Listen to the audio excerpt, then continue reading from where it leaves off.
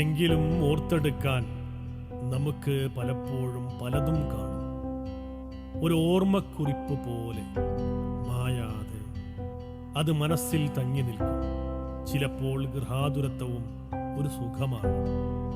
സുഖമുള്ള ഒരു ഓർമ്മയുമായി നമുക്ക് ചിലത് ഓർത്തെടുക്കാം.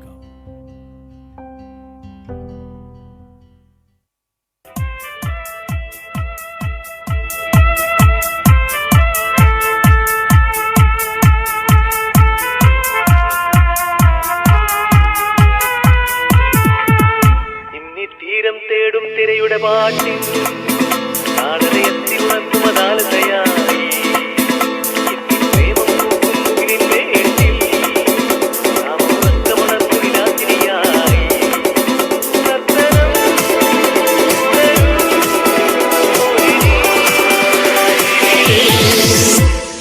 തീരം തേടും തിരയുടെ പാട്ടിൽ